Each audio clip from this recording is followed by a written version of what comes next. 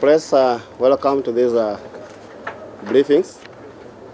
Now I want to start by apologizing for delaying you. And I'll continue just to read the statement that I have read.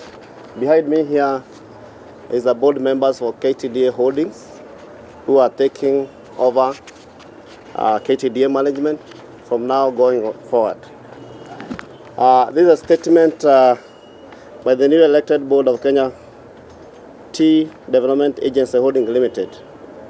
Today, Monday, 21st June 2021, marks a major milestone in the tea industry reform, particularly for the small subsector, as the newly elected board of directors of the Kenya Tea Development Holdings Limited took over and assumed office. This is a culmination of a process which was kicked off by the shareholders 3 months ago, starting with the election of the new boards of directors for each of the 54 factories companies.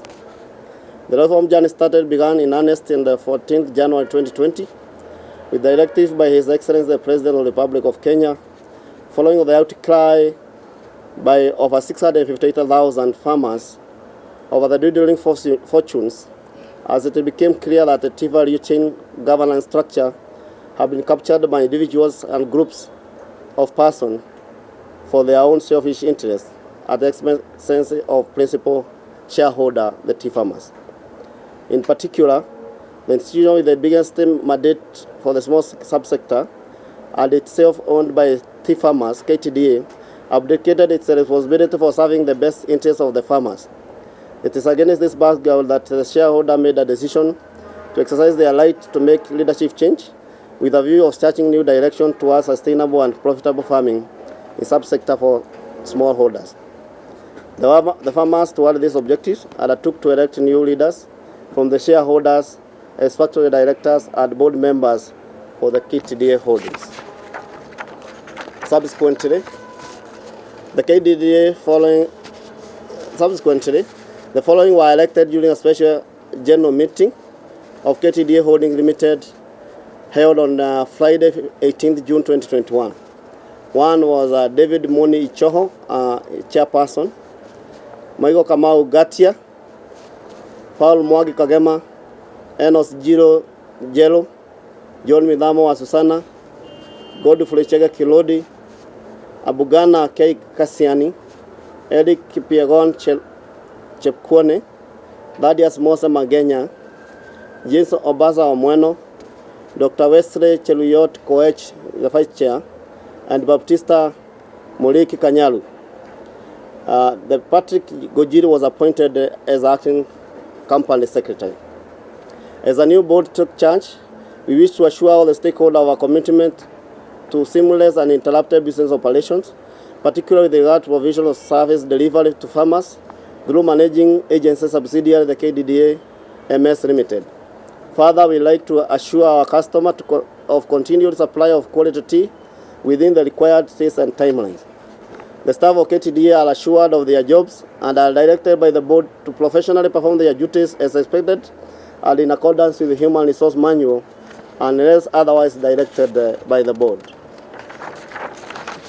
In its inaugural boarding meeting held today, 21st June 2021, and in pursuit of to execute the requisite transformation agenda, the board of directors appointed have made the following resolution. First, that the following senior managers will proceed on compulsory leave to allow for necessary investigation to determine a culpability for any malpractice and possible abuse of office. 1.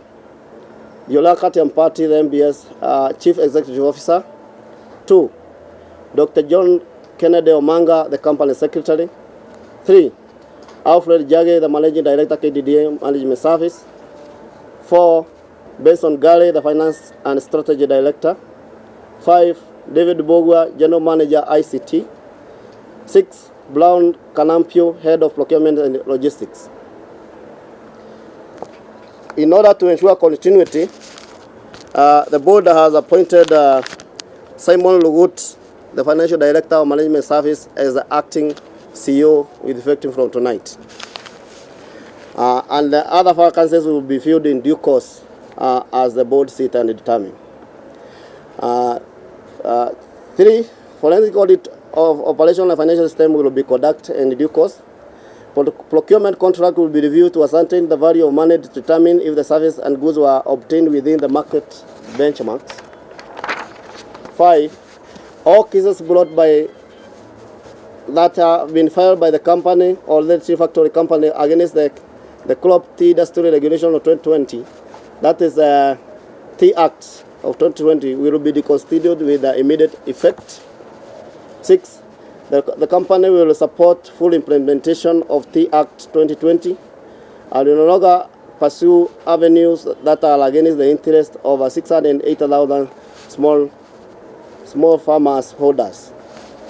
This is the order of the board communicated by the board of directors who are sat behind me. Thank you.